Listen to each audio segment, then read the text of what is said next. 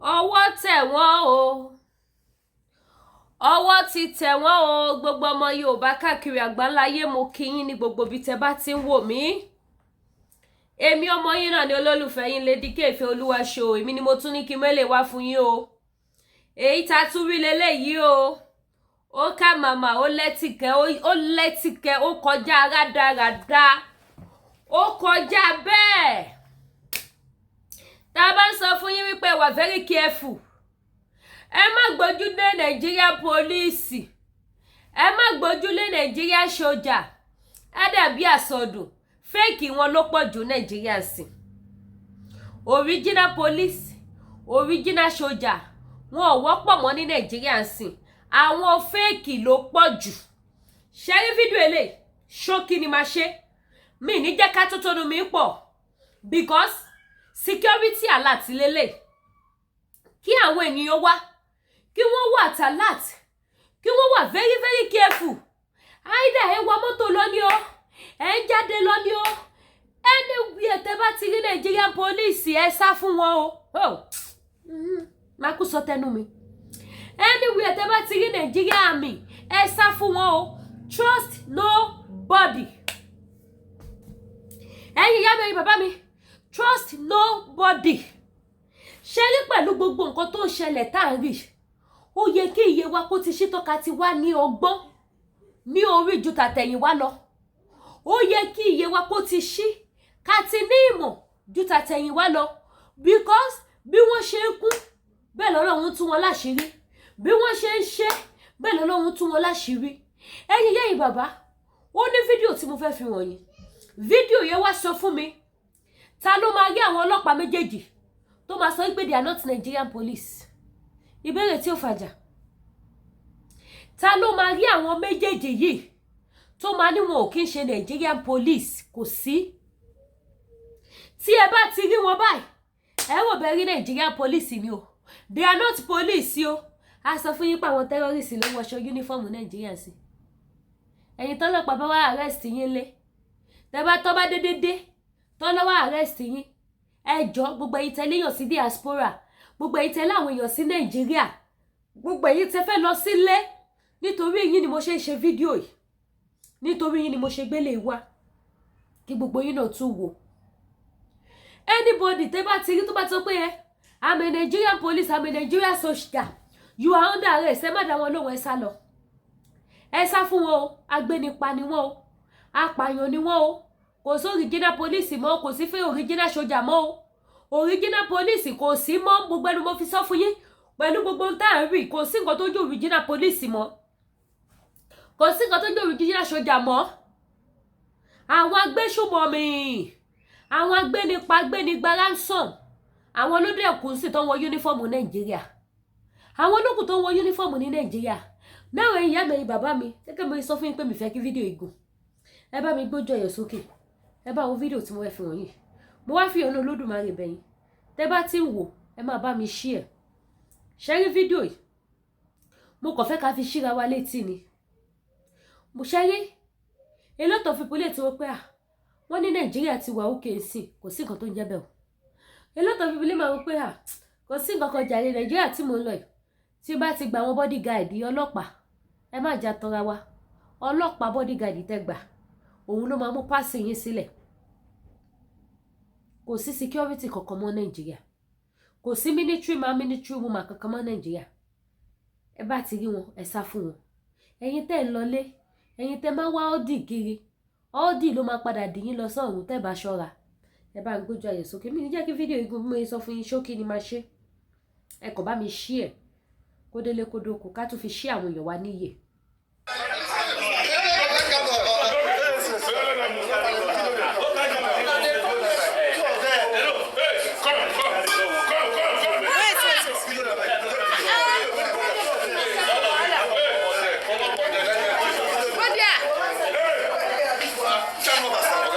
At the back of this. Where is his cap now? Look at the cap.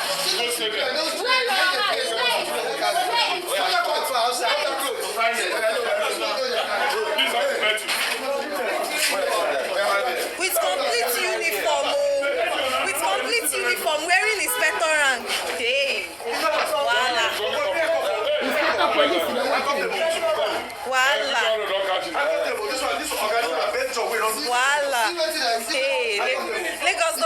another thing.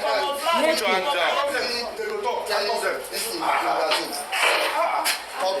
Close now. Give us. Let me see their magazine. Give her his ammo. Hey, give her his ammo. No, don't give me ammo. No, give her.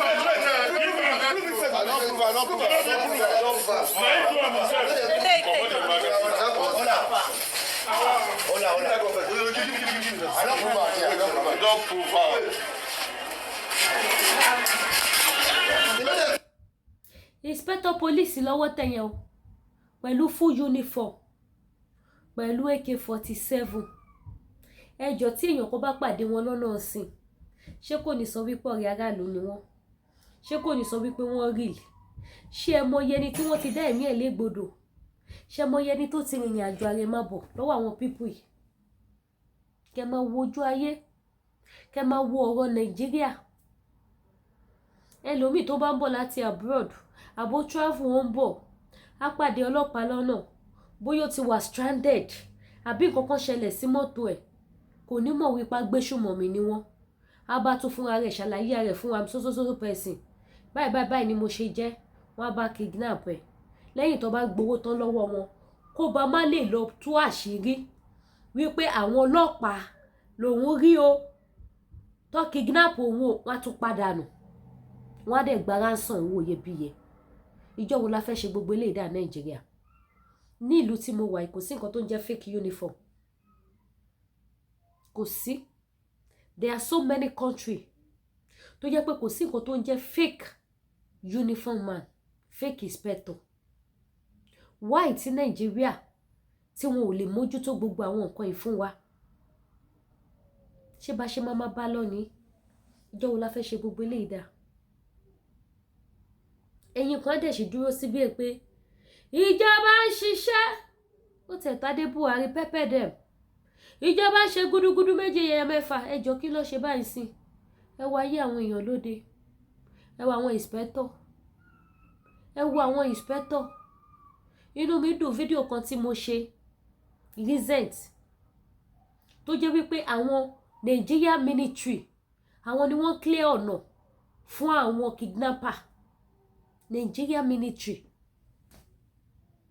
pẹ̀lú uniform lọ́rùn òun ló tún kí fóònù mọ́lẹ̀ yín tẹ́ bá ti wo àwọn program yẹn ẹ lọ wò wà lórí YouTube mi ẹ lọ wò tó dẹ̀ sẹ́ni pé ó tún wá mú fóònù báyìí òun ló tún pe àwọn tó wà láwọn other checking point wípé ó yẹ clear road Haúsá ló sọ o but agbẹ́fẹ́ni tó bá wa translate ẹ̀ ní Yorùbá kódà lára àwọn tó wò tó gbọ́ Haúsá wọ́n ṣe voice note náà ránṣẹ́ sí mi wípé Lady K nǹkan báyìí làwọn Haúsá yẹn sọ ní yes n ta sọ náà nìyẹn ó dẹ̀ ń pe àwọn checking point tó kù pé àwọn báyìí fẹ́ kọjá o ẹ clear ọ̀nà fún wọn wọn ò bá ti yín wá o ẹ máa lọ títí yẹn jẹ́ kó kọjá títí wọn irú àwọn set yẹn sìn tẹ́ bá rí wọn sìn ẹ máa lọ́ọ̀rẹ́ aráàlú ni wọn ẹ máa láwọn tó máa protect yín tó máa dáàbò bò yín nìyẹn Yorùbá ọ̀rọ̀ Yorùbá nation ó máa pa mí lẹ́kún tí n bá wo gbogbo nǹkan tó ń ṣẹlẹ̀ nílùú tí mo wo gbogbo àwọn information tó ń jáde síta tá à ń rí tí mo wo àwọn information tó ń dọ́wọ́ wa ẹ lọ súnmọ́ gbogbo àwa sọ̀rọ̀sọ̀rọ̀ yẹn ẹbí wa léèrè ohun tó jó rí tètè ń gbọ́ kì í ṣe gbogbo ẹ̀ la gbọ́dọ̀ máa wá síta wá sọ tó dẹ̀ jẹ́ nǹkan ìbànújẹ́ Nàìjíríà ti tán Nigeria is not ready to help anybody. Nigeria is not ready to help anybody. Ṣé àwọn olórí tó jẹ́ pé àwọn fúnra wọn ọ̀gára olè ọlọ́ṣà ni wọ́n? Ṣé àwọn ló fẹ́ protect citizen? Ṣé àwọn ló fẹ́ ṣe wípé kí ọlọ́pàá kó má jà yín lólè? Gbogbo àwọn ọlọ́pàá tẹ́rí tó lọ join àwọn kidnapper. Ṣé kò bí ìdánú dùn wọn ni? It's because they are lack of financial support. Wọ́n wà lack of financial support. Owó ilé kò sí. Owó oúnjẹ kò sí. Owó security kò sí, owó transport allowance kò sí, salary wọn ò rí gbà. Òun ló ṣe yẹ̀yàkuyà pé kàkà kékú má jẹ sèse ká fi ṣàwàdànù. Òun ló mú wọn tó fi lọ pa wọ́pọ̀ pẹ̀lú àwọn agbénipa. Òun ló sọ wọ́n dá agbénipa. Ẹ wo owó fídíò tí mo fi wọ̀nyí sí. Ẹ wo bí olè ọlọ́pàá tó mú inspector fake inspector tó mú. Ẹ wo bó ṣe ń rẹ́rìn nínú ẹ̀. òun ló fà tọ́pọ̀lọpọ̀ tí wọ́n fi wọ inú ẹgbẹ́ burúkú tó fi di pé wọ́n ń ṣiṣẹ́ bí. náà wẹ́wẹ́nu lè wẹ́nu ọkọ́ à ń sọ fún yín pé nàìjíríà ò lè dá mọ́, nàìjíríà ò lè dá mọ́, ẹ lè rí ohun rere kankan kó tó orílẹ̀-èdè nàìjíríà jáde. A lot of people think we are joking. wọ́n kà kó eré orí igi, wọ́n sọ pé rọ́lá ń pa, kò sí nǹkan tó jọ bẹ́ẹ̀, nàìjíríà go better, nàìjíríà go good. nàìjíríà ò lè dá, nàìjíríà ò lè sunwọ̀n mọ́, nàìjíríà ò lè rọgbọ mọ́. kódà àwọn tó wà lókè gan, àwọn náà mọ̀ pé ọ̀rọ̀ tó wà ní nàìjíríà sì ó ti kọjá bẹ́ẹ̀. àwọn ọ̀dẹ̀ lọ́kọ̀ sí kínní, àwọn ló sún wa débi tá dé dúró yìí. àwọn ló jẹ́ kó àwọn uniform man kí wọ́n bẹ̀rẹ̀ sí ní lọ máa jalè, kó bẹ̀rẹ̀ sí ní lọ máa wọ ẹgbẹ́kẹ́gbẹ́. ẹ wo ogun máa ìsìn tó mú ìsìn, ó tún rẹ́rìn because ó láwọn bàbá sàlẹ̀ tó máa padà gbálẹ̀. ṣe rí lẹ́yìn fídíò tẹ́rìṣ, ẹ lọ máa ṣe investigation bí ẹ máa gbọ́ ẹni tí ń pa ẹ̀mọ́, ẹ lè gbọ́ nádà. ìtẹ́ bá gbọ́ ó ti lọ, ó ti lọ. òun lọ́kàn ẹ̀ ṣe balẹ̀ bó ṣe ń kó fọ́ tí kò fọ́rùn fún tó ní kó wá dúró kọ́ ìyá ní fọ́tò. ẹ̀rín ló rí, ẹ̀rín ló rí because ó mọ̀ pé àwọn olólùgbèjà wọn ní bàbá sàlẹ̀, àwọn Nigerian politician fúnra wọn gan olè ni wọ́n, oníṣẹ́ ibi ni wọ́n. now ẹ bá mi tún gbójú ẹ̀yọ̀ sókè kẹgbọ́n tí màá sọ nípa gbogbo gbòdìyàn tó wà nàìjíríà àti ohun tí Tinubu tó ń fèsì lọ́wọ́ báyìí. ẹ bá mi gbójú ẹ̀yọ̀ sókè, ẹ ṣe gan, má gbàgbé bá wa share ètò yìí. ó yá. Nigerians, I will speak. Even if today is the last day I will spend in this world. Okay. I want you to know that the battle Asiwaju is fighting to rid this country of endemic corruption is a battle that cannot be left in his hands alone. Every head of parastatals in Nigeria must stand up to let him know the rot in your own establishment. I tell you, NDIC stinks. There's a lot of rot going on. They say when you fight corruption, corruption fights you.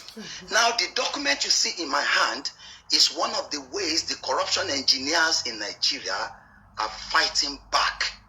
You know, each time you say you want to have a true change, like the one brought about by President Ashiri Fak, you will have the change champions who will support him, but you have the change skeptics and the game changers who will frustrate all his effort to rid Nigeria of this mess. Now, this is the purported new act of the NDIC. And I tell you for nothing, this is Emefiele's act. I tell you because here they have taken away the powers of Mr. President in respect of the NDIC. Let me start by telling you the mandate of the NDIC.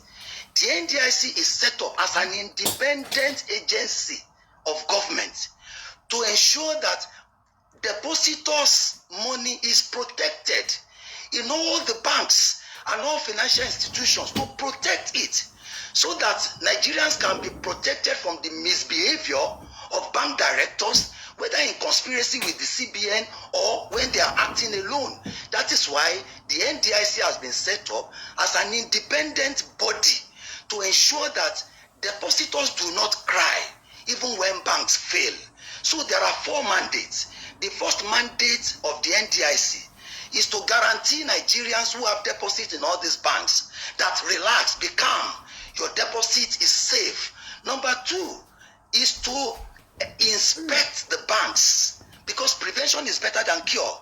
To go around the various banks and ensure that the banks are not messing around with depositors' fund, to ensure that creditors are, those who are borrowing money from the banks are those who have the capacity to pay, and to ensure that the bank is run in the right way to bring about the happiness and the wellness of depositors. That's our second mandate, to go to the banks and ensure that we prevent collapse. Now, the third mandate is whenever the central bank eventually declares that a bank has failed, the NDIC, without interference of anybody, should go there and resolve what is happening. What do? You begin to gather the data of depositors with the aim of ensuring that depositors get the sum that is meant for them. For example, if a microfinance bank fails, for instance, we first pay them 200,000. Even if they have more than that, we are going to liquidate the assets of the banks. We are going to go after those who are owing the bank, and we are going to now make sure that we pay back the balance. But I tell you, that is not what is happening now. They've taken over. The cabal have taken over NDIC. And they took this particular act to the former president Buhari 48 hours to his leaving office. They knew at that time that the man was so busy and he would not be able to read everything they have put here. Therefore, they got him to sign it. Now, I tell you another thing. Another fraud was committed. This document that was signed is materially different from the vote and proceedings of the National Assembly that passed it. When I was appointed, I told all Nigerians, I am not celebrating. I am going to be part of those who will work with Ashiwaju to rid this country of mess. Do not congratulate me until I have left NDIC better than I met it. Therefore, no sooner that we were appointed by the president, waiting for confirmation, they quickly introduced a new bill, a law that will truncate everything that we wanted to do. So I participated in the House, in the National Assembly, because as a lawmaker, I am a lawyer of over 30 years at the bar. So I know that whatever is passed by the National Assembly and assented to by the president will be what my board will implement. So I was interested in every detail of what they were passing. My God, what has happened now is completely different from what was passed. Let me tell you, not all Nigerians are corrupt. The National Assembly still has so many senators who are men of integrity. The House of Representatives, not all of them are corrupt. There are men of integrity. They knew at that time that if they introduce this section that I'm about to talk about to them on the floor, they will vote against it. So what did they do? It was hidden somewhere. It was not part of what was passed by the National Assembly. The National Assembly passed a board that will have the representatives of the 6 geopolitical zones in Nigeria to pretend over the affairs of the NDIC, to ensure that the NDIC is able to discharge its duties. Now, it also gave Mr. President the free hand to appoint competent Nigerians who are capable of becoming managing directors and executive directors. You know what they have done now? They have tied the hands of Mr. President, and they said only someone recommended by Emefiele alone can be the managing director or the executive director. You know, in the previous act, Mr. President has the freedom to appoint any competent Nigerian to superintend over the affairs of the NDIC. Now, when the National Assembly passed, when I have the vote and proceedings of the Senate, the original vote and proceedings, you know, I understand that they are trying to doctor, and I call this clerk of the National Assembly, don't let them put your name in a mess. Some workers are compromising, don't allow them. They forget that the vote and proceedings is in the hand of 109 senators. So if you doctor one, you cannot doctor all the others. The vote and proceedings is in the hands of 360 House of Representative members. Because I participated, I was there. So I have the clean copy, which preserved the right of Mr. President to appoint managing director without recommendation of CBN governor, to appoint executive director without recommendation of CBN governor, which allows the 6 geopolitical zones to be represented. You know what they have done now? They have removed the representatives of the 6 geopolitical zones. They have now fraudulently made the permanent secretary, who does not have time to be the chairman of the board. Who is calling me?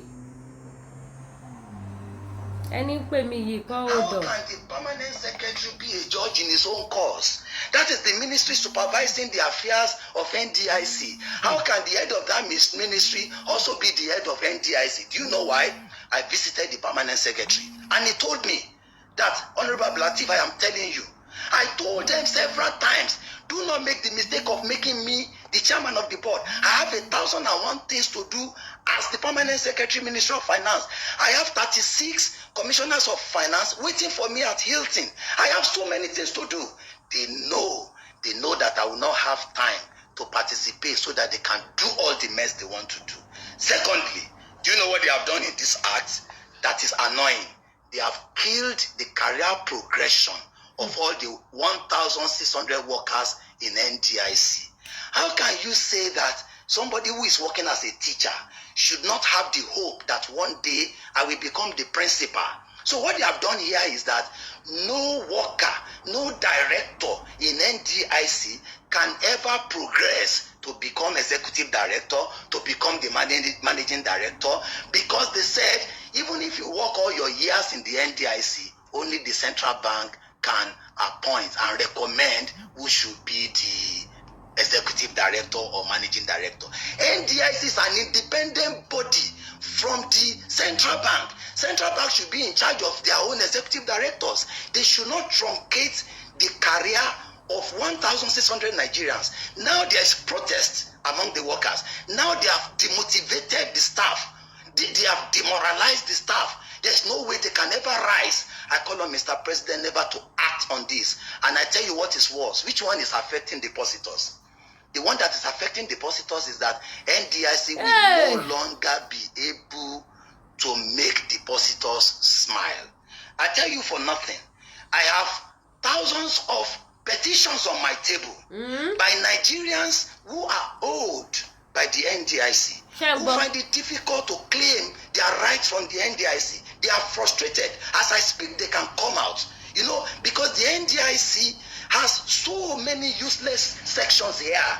The sections that say if you don't come and claim your right between so time, the NDIC will become the owner of your money. It is there. How can you say a microfinance that is closed?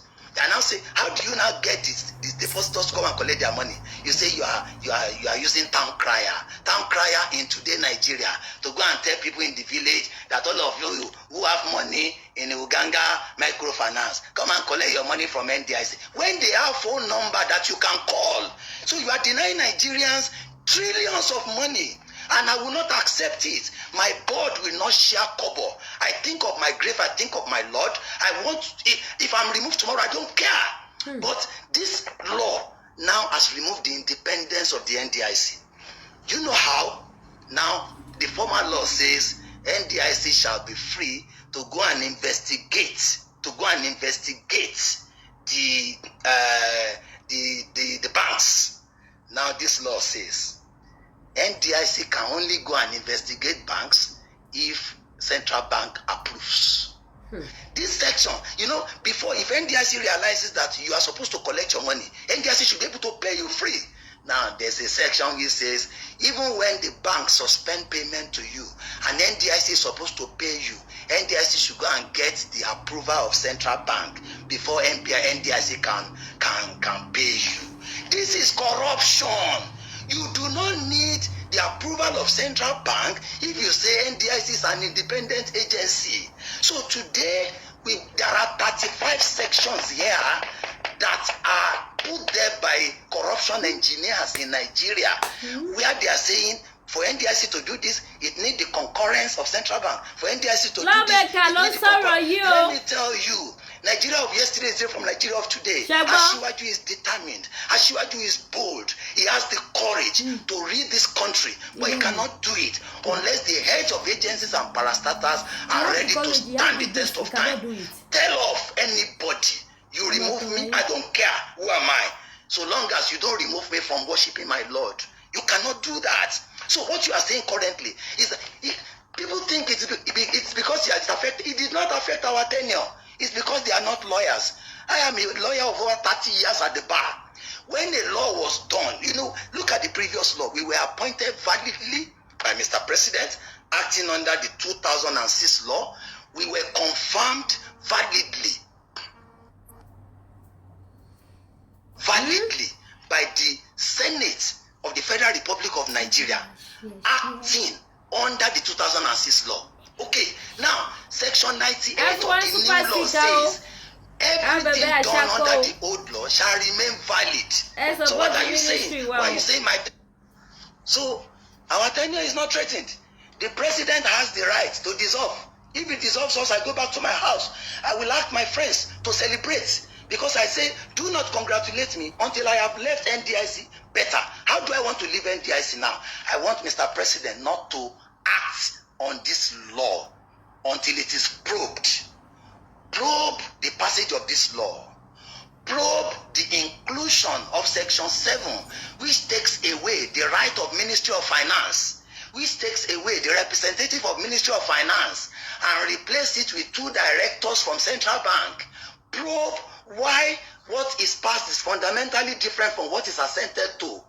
Probe what happened between the time the National Assembly passed it and the House of Representatives passed it, and there was no divergence under the law. Do you know the status of this new act? It is null and void. Anytime Mr. President assents to a bill that is materially different from what was passed by the Senate and the House of Rep, it means there's a material omission, and that law was not matured for assent. There's a need for the incoming for the new administration that is here by the grace of God to return this act to the National Assembly when it is proclaimed that they should investigate and allow National Assembly members to debate, because I know National Assembly is made up of very reasonable people.